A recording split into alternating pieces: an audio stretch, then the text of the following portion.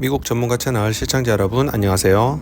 지난 시간에 이어 이번 2024년도 소득세 신고 기간에 가장 많이 질문하신 내용 중 앞서 안내드린 5가지 이외에 추가적인 5가지에 대한 소개 및 답변을 드리는 시간을 가지도록 하겠습니다. 앞서 5가지 설명드렸으니 거두절미하고 지난 시간에 이어 6번째로 명명하면서 지금 바로 시작하겠습니다.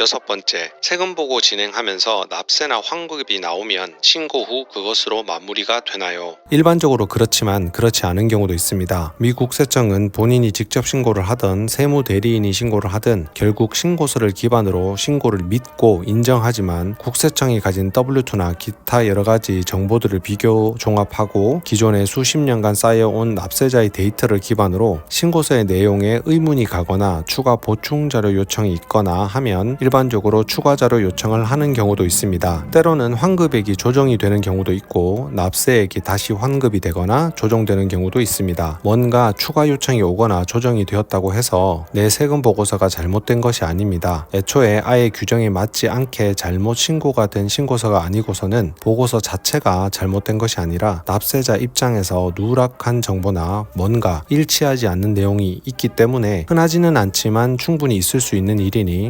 국세청으로부터 서류를 우편으로 받더라도 너무 당황하지 마시고 차분히 조치를 취하시고 세무대리인을 고용한 경우는 조언을 받아 처리하시면 됩니다. 다만 미 국세청은 체납이나 법적 조치가 들어간 상황이 아니고는 전화나 이메일로는 업무를 하지 않으니 항상 가짜 정보나 스팸, 보이스피싱 등은 유의하시기 바랍니다. 일곱 번째, 미국에서 일하다 귀국을 했는데 세금 환급금을 한국에서 받을 수 있나요? 경우에 따라 미국에서 일을 하거나 인턴을 와서 일을 하고 추후에 완전 귀국을 하였는데 미국에서 은행까지 다 닫고 정리를 한 경우에는 환급금을 우편으로 받으시면 됩니다. 국세청 수표를 따로 받게 되시면 해당 수표를 한국에 있는 시중은행에서 현금화 하실 수 있으며 이 같은 경우에 세금 보고서의 주소지는 꼭 현 거주지 주소를 사용하여 우편물 받는데 문제가 없도록 신고하시면 되겠습니다. 전자보고를 했더라도 환급을 우편으로 받는 경우는 통상 업무 처리 기간이 더 소요되며 해외로 우편을 발송하는 경우는 더더욱 시간이 소요됩니다. 또는 중간에 분실이 되더라도 재차 요청을 하실 수 있습니다. 여덟 번째, J비자나 F비자로 미국에 거주하고 있는데 8843 신고를 꼭 해야 하나요? 미국의 세법상 내국, 외국인을 정하는 규정 중에 하나인 최근 3년의 거주기간 테스트를 하여 세법상 거주자, 비거주자를 정하는 것이 세금보고 정산의 시작입니다. 입국 후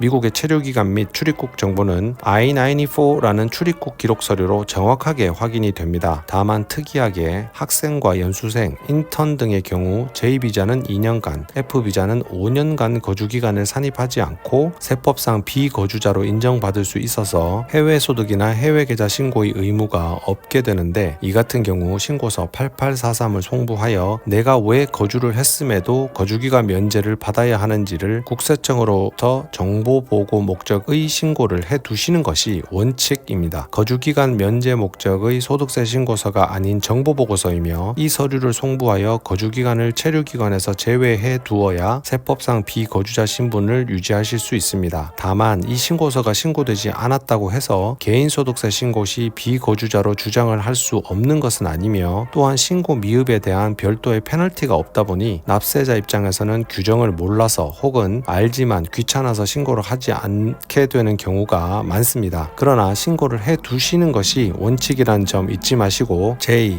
M, Q, F 비자의 소지자로 미국에 체류하시는 분들 중 해당 연도의 거주기간을 제외하려고 하시는 분들은 소득세 신고 시 꼭 8843을 첨부하시고 소득세 신고 대상이 아닌 분들은 꼭 별도로 8843을 국세청에서 안내하는 주소지로 우편을 통해 신고하실 것을 권유드립니다. 아홉 번째, 한국에서 급여를 받을 때 면제되는 비과세 소득이니 미국에서도 비과세가 맞나요? 가장 많이 하셨던 질문 중에 하나로 꼽히는 내용입니다. 한국에서 비과세 소득이라고 할 할지라도 미국에서는 비과세 소득이 아닌 경우가 많습니다. 이유는 간단합니다. 각 국가의 소득세법은 다르기 때문입니다. 한국에서 비과세 식대를 급여로 받아서 해당 내용은 한국에서는 전혀 세금을 내지 않는데 미국에서는 식비 지급은 과세소득입니다. 따라서 한국에서 과세소득이 아니라서 면제가 된다고 하여 미국에서도 면제가 된다는 것은 잘못된 정보입니다. 10번째, 나와 같은 직장 비슷한 친구가 있는데 이분은 세금이 환급인데 나는 왜 세금을 납부하게 되나요? 역시나 정말 많이도 하셨던 질문 내용입니다. 절대로 비슷한 조건을 가진 납세자는 없습니다. 가족 구성원과 숫자가 비슷하고